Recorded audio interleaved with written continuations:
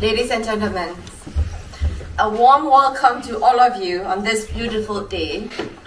It is an absolute delight to see so many familiar faces here for what promised to be an engaging and insightful event. This event is organized by NUG Representative Office UK and Spring Development Bank of Myanmar and kindly co-hosted by the University of SOAS. Today we are in here for a treat as we have privilege of hosting the brilliant Sean, and we are incredibly fortunate to have him with us today. Now, ladies and gentlemen, please join me in extending a warm welcome to Professor Chanri, a distinguished member of the academic community here in SOAS, to welcome Sean. Thank you.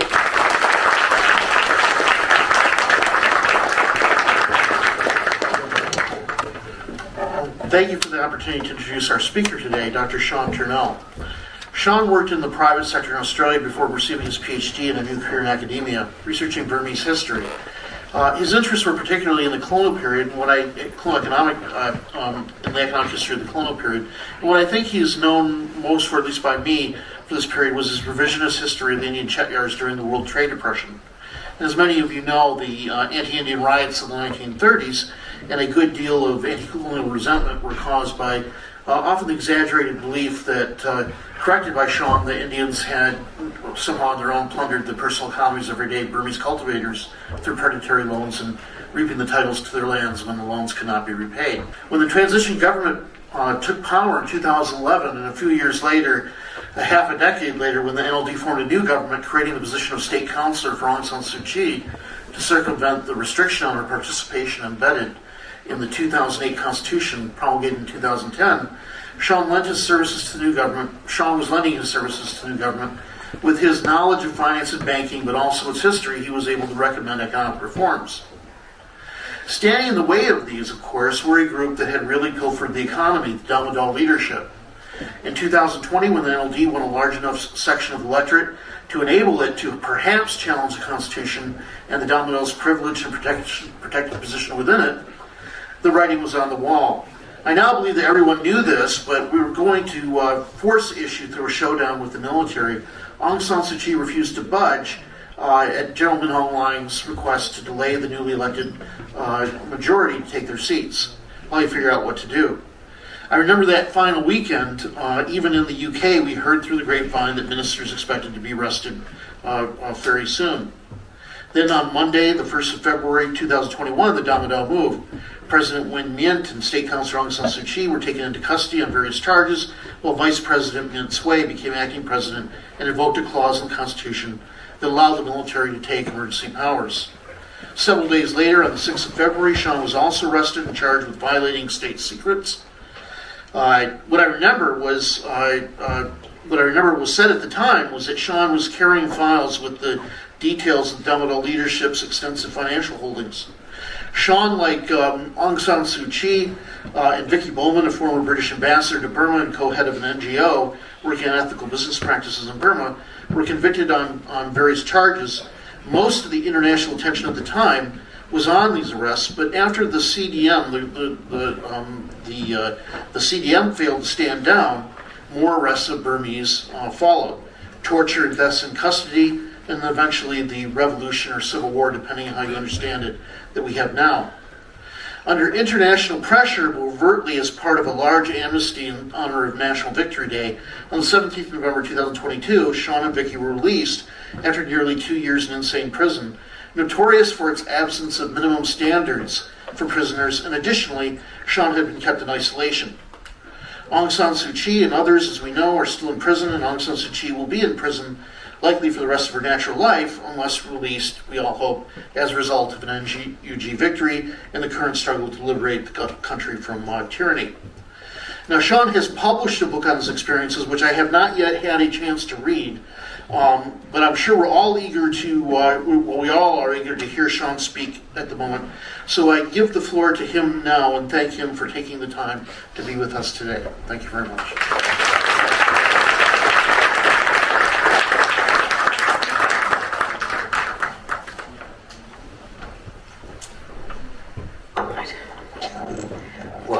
firstly, thank you everyone for turning up on what this person from Sydney thinks is a really cold day. I'm sure it may not be for you. I'm also told, Larry Jagan told me earlier that there's a big match on. Manchester United versus Manchester City or something like that. So the idea that you're giving that up is is a compliment as well.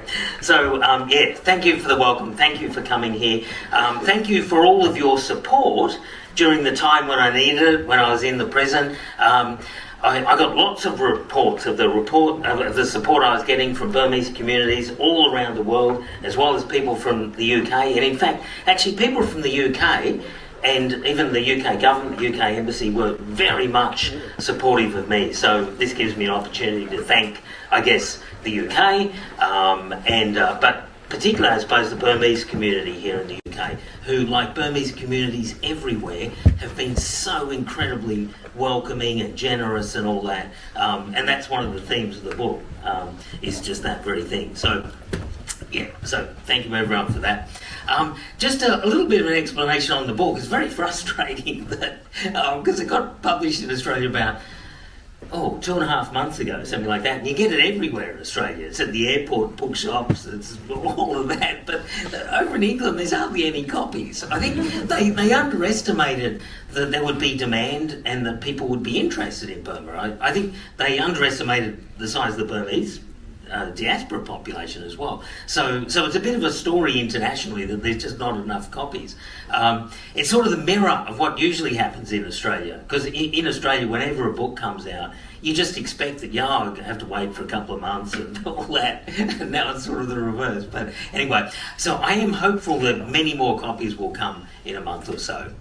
Penguin have assured me on that. But anyway, apologies in advance, though, that the book itself is not here.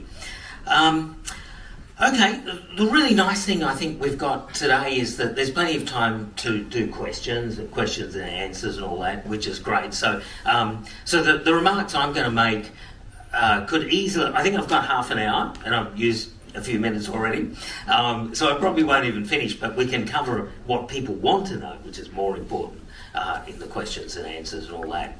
And so I thought what I'd try to do is use some of the stories of the book, but then to use that as a trigger point into some broader observations about Myanmar now and where things are going and all of that.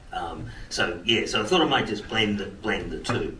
As a way of summarising it, you know what? The other thing, I should thank the organisers for this.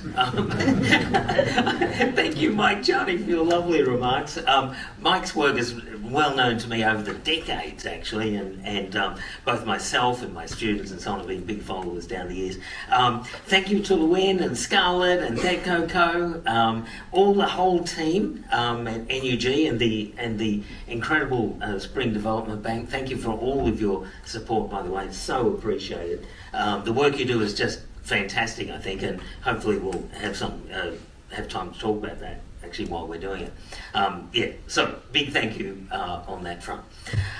In terms of the content, I noticed that the issues, I'm calling them the 7 Cs, sort of a bit of a play on the whole thing of the ocean, etc. But also there are just 7 things that I wanted to talk about that all begin with the letter C, funnily enough. So I want to talk about courage and compassion that was extended to me, cruelty and conditions. So obviously these things sort of relate to the prison, the arrest, stuff like that.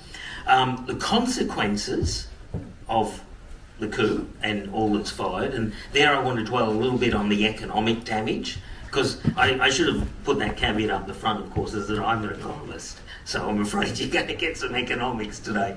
And then, so that's under consequences. Then have a bit of a talk about collaboration, by which I mean what can the international community do to support the opposition movement and to undermine the SAC, basically. And then just touch upon what I'm calling creation, and that's just some of the really good stuff that I see coming out of the opposition movement and the NUG and so on. Some really good stuff. So I'm breaking under those headings of 7 headings beginning with the letter C, so hence the 7 C's. Okay, but just to start off with this theme of courage and compassion, because that flows right through the book. And that courage and compassion doesn't relate to anything I did, but what I received from the Burmese people. So as you know, I was arrested we may not know, but I was arrested on the 6th of February 2021, 5 days after the coup. Totally unexpected. The coup itself was unexpected to me, by the way. I'd been talking to Dorsu the previous weekend about it, and I was originally going to go up in Naypyidaw to present to her the latest economic plan that we'd all been working on. And on that weekend, this is the weekend immediately before the coup, the Saturday. That's right, the Saturday. I'd spoken to her and her chief of staff, who advised me to not come up to Naypyidaw because I'd been down in Yangon, stuck there in quarantine from COVID.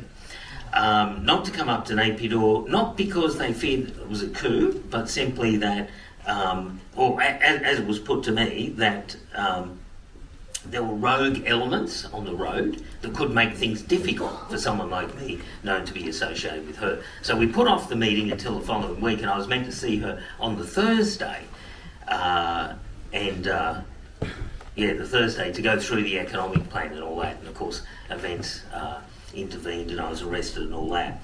I was picked up at the hotel, the Chatrium Hotel, for those of you might know about, in Yangon, where I was put for quarantine, for COVID quarantine. So I literally came out of quarantine. The coup took place immediately afterwards, arrested there in the lobby of the Chatrium. But that's the first point where I can just talk about the courage and compassion of the Myanmar people, because the very first thing that happened after being arrested and all that, taken out into this police vehicle, was that all of the staff of the Chatrium came out and lined the long driveway, and for those of you who know, the hotel really is a long driveway. They lined it and waved and gave this symbol, many in tears and things like that. It was incredible. At great risk. There were police everywhere, military intelligence guys, all of that, all around them, and yet they did this, just because, to demonstrate their support for me. And so that was at the moment of arrest. And the good thing about that for me, I suppose, is that was the signal of how I was going to be treated by Burmese people right throughout, except for a few, which we'll come to. But that was the broader, as I say, set the tone, I think, from then on. I then went off and was taken to this place in the central, the SID, the Special Investigation Division of the police and so on, put in this box and interrogated for some time. But again, even there, another illustration of courage and compassion coming my way in the form of a guy called Jo Sen Han, who was a young police officer, an interpreter assigned to me. He didn't know what was going on. He was just suddenly asked to come to this place, to CID, to interpret for me. And he gave me some wonderful advice about how to cope and things like that. Some of the advice I didn't take. I thought I knew more and could talk my way out of it. But anyway, but again, another, just wonderful gesture. I spent 2 months in this box before then being taken to insane prison. And I've already spoken to people here, and I know there are former political prisoners here, so I know you all know about insane prison. For me, up until that time, it was just something I saw from the aeroplane when you took off from Yangon International, right? The big wagon wheel was directly below you. But later, I, of course, experienced the full horror of just standing outside the gatehouse, right, which looked like some terrible medieval castle with that great big door. It's so big that there was even a door within the door, but it was a scene sort of like out of Lord of the Rings or something like that. So horrifying moment. Taken into insane prison, but again, just to hark on this theme, nothing but compassion shown to me, this time by fellow political prisoners, who in many ways, in every way, actually, if I think about it, were in a much worse position to me, but showed great courage and compassion to me all the way through. And there's a couple of people I want to mention. A young man who I'm happy to say is still alive, and I spoke to one of his friends a moment ago, called Paye Tu, whose opening line to me, so the police sort of dragged me into this area where the cells were, they called it a ward, and then sort of just left me there amongst the prisoners. And this very jolly man came up to me and said, "Sean, you're okay now, you're with us." And it was just such a relief. This was sort of the worst day of my life. And to have his smiling face and just say that to me was incredible. Having said that, though, I did think at the time, wait a minute, you're in prison with me. But anyway, he was as good to his word and really was, such a support and all that. Less happily, subsequently, wonderful man called Kin Mong Shui, but who used to go under the Muslim name of Jacob. Incredible man, very compassionate, extraordinarily kind to me, but very courageous, very brave. He hated the military regime, and he showed it. So he was very vigorous in defending my interests. As soon as anything would happen to me, he'd be right in the face of the guards and the police all the time. But he stood up for everyone, basically. So just a wonderful man. So again, another, with an unfortunate ending that I'll come to, but again, another example of courage and compassion shown to me. But then random compassion all the way through, sometimes even from police and prison guards. But again, I'm telling this audience nothing new, right? This regime is not supported, certainly by the majority of Burmese people, but not even amongst their own police and prison guards and all that, who would use lots of opportunities to signal that to you. So I was able to experience that, and I detail that in the book again and again.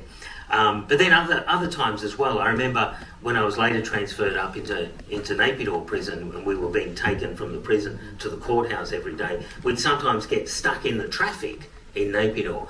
And when at those moments, myself and Dorsu and the economics team, we were sort of in this one van, and if we looked into cars that are sort of drawn alongside, very often people would sort of look, check to see who the police were looking at and all that, and they very shyly, again, give us that symbol from their cars. So you get that sort of thing all the time. A couple of times I went to the hospital and so on.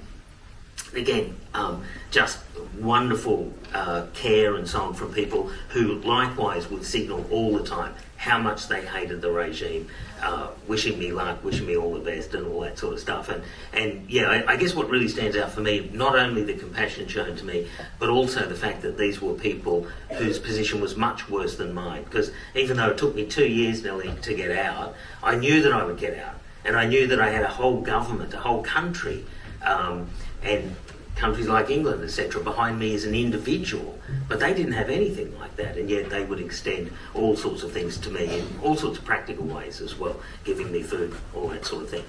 Okay, so that's the compassion and the courage in giving that compassion.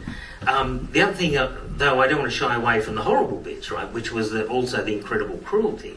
A little bit came my way, but much less so than, again, my Burmese colleagues. Numerous examples. The most distressing to me personally, I mentioned the incredible compassion and so on displayed to me by this man called Jacob, Kin Mong Shui. He was later murdered. So I spent 6 months in insane prison. Then got transferred up to Naypyidaw, where I was put on trial with Dorsu and imprisoned with her and the rest of the ministers for the next year. I met Jacob in insane, so I then didn't see him for that whole year.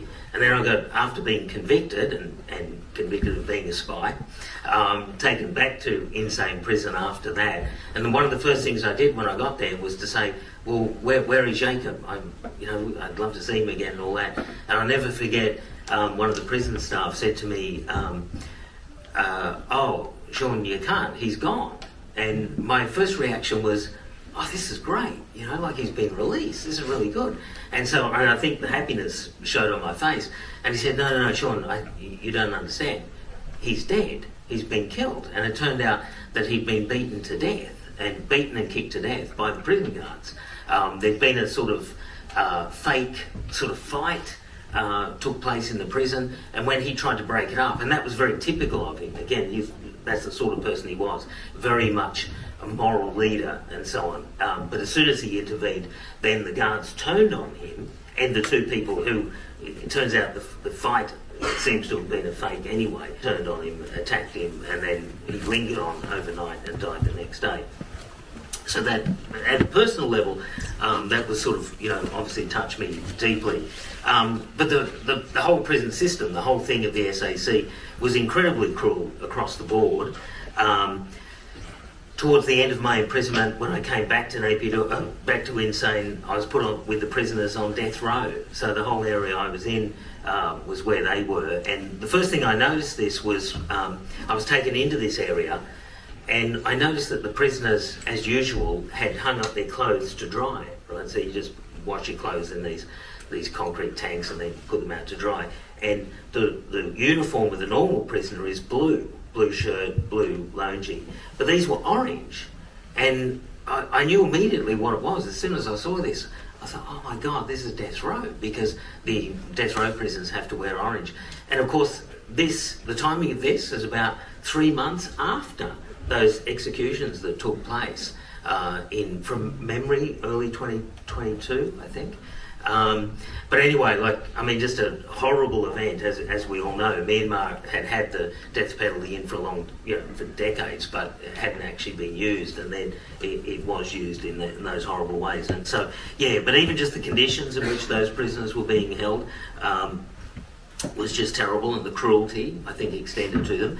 Well, once again, though, if I can just go back to the compassion of the people, of Burmese people, displayed to me, these death row prisoners, who I'd got to know a bit, were just so extraordinarily generous. They saved up they used to get a bread ration as well as rice and so on, and they would save up the bread to give to me, because they thought, oh, that foreigner, he must be sick of rice, he needs some bread. But these are people on death row, for goodness sake. Luckily, I was able to get some chocolate chip cookies that my wife had sent me and send them back to them. But anyway, to again just illustrate so many things. But just cruelty was there, just routinely every day, just stupid stuff. Prisoners forced to do menial labour for no apparent reason in the middle of the sun, and often really pathetic stuff. But people who were beaten, I saw many people being beaten, saw the evidence of beatings later, heard them being beaten in the night. All that sort of stuff was pretty much routine. But we know that, of course, when we talk about cruelty, so, this is just my micro view in the prison, but if we look at Burma more broadly, right, this is the SAC regime strategy, is to actually conduct the horror. That is the strategy. The horror is not a byproduct. That is the purpose of what they're doing. So we know, and shouldn't be surprised about that. The conditions, one of the other C's, just awful. I know this is all a bit depressing, but that's the truth of it. The conditions are awful that the prisoners are kept in. Insane prison itself, of course, is very old, built in the late 19th century. It's a panopticon, which was an idea invented, in a sense, or promoted by the famous British philosopher and reformer Jeremy Bentham, whose body is just a few streets away, on display, I think, still on display. Anyway, so it was meant to be a more humane way of building a prison, but of course that's over 100 years ago, so the prison is in a terrible state. So the conditions really are awful. As an Australian, all I can say is that it reminded me of Australia's convict past. So everything about the prison was of that old colonial era. So when they put handcuffs on you and so on, it wasn't modern handcuffs. These were old iron handcuffs that were all rusty and all that, and big chains. It was just exactly as you'd imagine an old dungeon, a medieval prison would look like. So conditions were just awful. The heat was terrible. The insects. It was hard not to, even now, it's hard not to obsess about the insects that would come into the cell. The most annoying were the ants that would just come in and burrow their way into your food and all that. But the most horrifying, I think, were the scorpions, big black scorpions about this big, and who allegedly had a thing for getting in the toilet, in the squat toilet, and that had a certain psychological effect, let me tell you. Anyway, there was the scorpions, and then these giant centipedes, which were poisonous as well, which I've never come across before, but they looked horrifying, and they would come in and out. And then, so, compared to the scorpions and the centipedes, The normal rats, mosquitoes, spiders, and all that was all sort of second division stuff. But anyway, so all pretty horrible in terms of condition. The prisoners likewise, health services, in fact, it's bizarre we would use that expression, right? Health services, I mean, they're just none. In the book I talk about one of my colleagues, lovely man, very much a coming person in the NLD government, would have been a real reformer, actually had the coup not taken place. One day he fell and broke his leg, because there was lots of, I mean, health and safety didn't exist or anything like that, so there was all sorts of ways in which you could fall over and do harm to yourself. He fell into a ditch, broke his leg, and it was one of those ones where, you know, if this is his leg, it broke so much that his leg just hung like that. And the prison doctor, this was up in Napier, came and looked at it and said, I can't do anything, I don't have the forms to fill out, right? And then said, I think it's all right anyway. Like, again, the leg was like this. And then one of the other political prisoners, this fantastic guy who had been a very senior official in the Ministry of Health and was a real doctor compared to the prison doctor, actually said, grabbed this doctor and said to him, you must do this. You've taken an oath. This is meaningful. You must do something for him. And eventually, just through that sheer force of personality, he forced something to be done. But yeah, so in talking about conditions, all of that sort of happen all the time. Okay, now I want to broaden it out a bit by looking at consequences, but in a sense just staying with that theme. So if there's all these terrible conditions, cruelty and all that are taking place in the prisons, then that's true of the broader society as well. So in talking now about consequences, I guess what I want to just talk about a little bit about the economics now. Now, obviously, since I came out, I've been able to get a full view of what's been going on in the economy, but even in the prison, we knew everything was collapsing, and you could see it all the time in all sorts of little ways. Shortages of food every now and then. And so by the time I was released in November 2022, you could see the food quality and volumes and all that had begun to trend down. But you could see things like that happen in different times all the way through. There's also a system where you can get food brought in and the guards get sort of kickbacks to bring food in and things like that. You can see the prices really increasing through that. In the book I talk, now I'm going to put my economist hat on, because economists are obsessed by money and what money is and all that. And as economists we're particularly obsessed by this story that came out of World War II about how in prisoner of war camps cigarettes functioned as currency. In Insane, cigarettes didn't function as currency because they were worth too much. They were banned, but they were still there, of course, but they were worth too much. So what functioned as currency were those sachets of coffee, those 3-in-1 sachets. They were the means of exchange. So everything was compared to that. So you could see that the economy was going crazy just by the prices. So again, and I was in prison with the other economists, so we would talk economics all day and just sort of analyse what was going on with the coffee sachets as to what was happening. Anyway, so we could see the economy was collapsing. Plus, of course, I mentioned Insane, sitting there under the flight path of Yangon, you could just see that the planes just disappeared.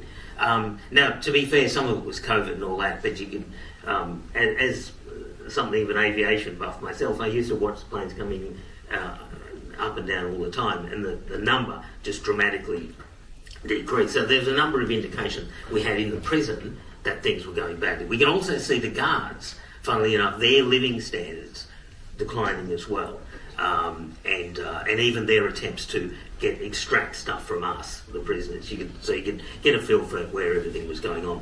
But pulling back and looking at the broader thing, which we didn't see in the prison, but after I got out and saw it all, I mean, the devastation, the consequences of this coup has just been phenomenal. It's rare in history to have seen such destruction of wealth and so on in a country. So even now, GDP in Myanmar is 10% below what it was in 2019. Even now. So with a couple of years of alleged catch-up.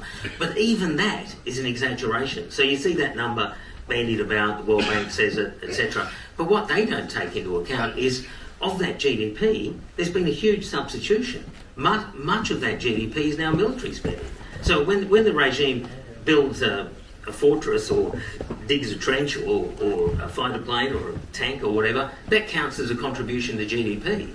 Now, you imagine if the economy even now is 10% below what it was in 2019, and within that there's been a huge shift of resources into military equipment and so on, then that really tells us that the true living standards, the real civilian economy, is dramatically smaller than it was before, and therefore, people's ability to survive and so on. And we can see that in all sorts of other ways. So just to not bore you too much, but with some of the numbers, inflation at the moment, 29%. And again, these are underestimates, right? Because these are official numbers from the World Bank and things like that. The proportion of population in dire poverty, more than doubling to 40%. Budget deficit, etc., just completely blown out. All that careful work that we've done at bringing in proper fiscal policies and budgetary rules and all that, just totally swept aside and destroyed. Budget deficit now completely blown out. They finance it, they don't look at the good ways of financing budgets, developing bond markets, all that stuff you need for a modern economy. All that totally wiped away. They're just printing money again. So much so that when the German firm that was supplying the equipment just pulled out, they've now, in a desperate sort of search to get printing plates developed to sustain the level of money printing they're doing. From that, we've seen all sorts of other things. The exchange rate worth a third of what it was, the JAT now down to a third of what it was before. Balance of payments, deficits, so Myanmar's trade substantially negative. Foreign direct investment, gone. There's almost nothing to speak of. All that means incredible lack of foreign exchange that the regime needs, because of course they've so degraded the country's infrastructure and its industrial capacity. Myanmar needs to import all sorts of things, but including military equipment. But where are they going to get the money from? They can't use the JAT. They can't just print the JAT and buy fighter planes from Russia. They've got to find some foreign currency, some hard currency, and they're in terrible straits on that front. And that is, I think, another avenue through which we can see just how desperate they are when we look at all the policies they're employing to confiscate, in a sense, foreign exchange right across the board. There are many examples of it. I'm running out of time, so I won't go into examples of it, but many of them. The banking sector, which I spent a lot of time trying to fix up, well, not me personally, but the reformers spent time trying to fix up, is now in a terrible state. The non-performing loan, the bad debts of the banks, before the coup was over 50% of their portfolio. Now, to give that an illustration of that, in the global financial crisis, the international banks used to have non-performing loans of about 7-8% of their portfolios. We're talking 50. This is before the coup. Now, you can imagine that since then, the economy's cratered. All sorts of other businesses have just walked away from debts and so on. So the banks, mostly insolvent before, must be in terrible, terrible state. Microfinance, for instance, too, often has incredibly good repayment rates because of various methodologies they employ. Their MPLs are just blown out as well. Most of them are insolvent. Myanmar's back on the blacklist for money laundering and all that. So just to say that just in that financial area, the country is in incredibly dire straits. But that also is another avenue then through which the regime is desperate, absolutely desperate and ruthless. I mentioned about the economy now shifting across to military equipment. I think that's something we really need to think about when we think about Myanmar these days. There's an expression in economics that often applies to Myanmar that it's a transition economy. Well, Myanmar's not transiting anymore, right, to anything. It's not in transition.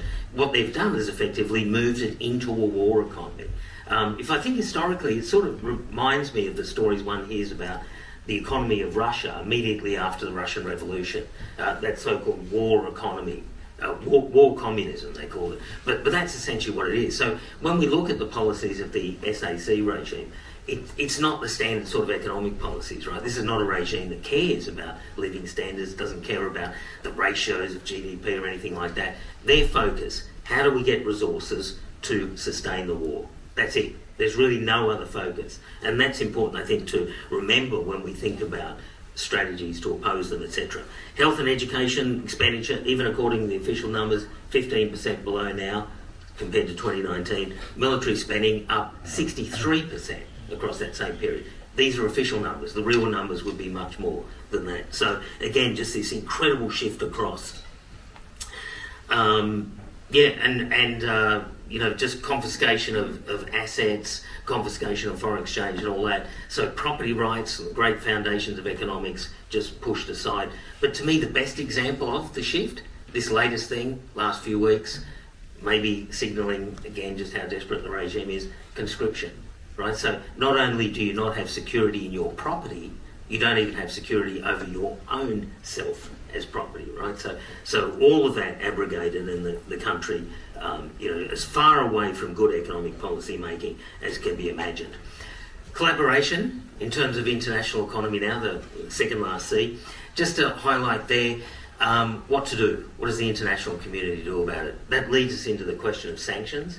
The thought I just wanted to leave you with quickly is just that we're dealing with a different regime now, right? In the past, sanctions could be used to shame. It could be used to try and shape behaviour. This regime is not going to change behaviour. It cannot be shamed. It's completely shameless. So the only way that sanctions will work is by reducing the capacity, reducing the capability of the regime to do what it's doing. And we're on the right track on that in focusing on foreign exchange, because that is the thing they need to buy the military equipment and all that. It's the one resource that they can't create themselves. So when we talk about sanctions, to me, we need to think about through that lens. It's not about sending a signal, it's actually about trying to reduce the capacity of the regime to support itself militarily. Then finally, on a happy note, I don't want to end on a bad note, and that's just to say something that I observed before the coup when I was working in that Myanmar Development Institute. I came across so many young Burmese people, about a couple of dozen working with us, who were just so good, so effective, so smart, so savvy about the world and all that. That's continued on. Since coming out, I've just been overwhelmed by the extraordinary innovation, etc., in the whole opposition movement, particularly within the finance part of the NUG. I can remember when, in the NLD government at the start, it was hard to get any reforms through. There was always resistance, all sorts of things going on. It seems to me that the finance people with the NUG have just taken on all that good stuff, right? The good things needed reform as a matter of course. Of course we're going to do this, but also we're going to do this, this and this. So I've really just been quite struck by the generational shift amongst the core people who I think will be the policy makers, and just how encouraged and impressed I think I am, but I think anyone is if you look at what's actually going on. And obviously for me, my exposure was mostly to the finance people, but I found it overwhelming just how good they are, of which of course that development bank is part of that story. Okay, so I'm going to end on that positive note, just to say that all the indicators that we look around, whether they be military, whether they be financial, whether they be economic, all of those, it seems to me, are pointing in that same direction, that the SAC regimes, the days are numbered. Having said that, we all know that they will act with particular savagery. This is existential now. They know that they win or they end up strung up under a tree, right? So that's the stakes. So they'll be savage on the way out, but it does look like that they're on the back foot. So one might be optimistic on that. The other point of optimism, as I mentioned, is just that extraordinary positive aspect of just, to me, just how good the people opposing the SAC regime are. All right, well, I should end there and look forward to questions and discussion. Thanks very much.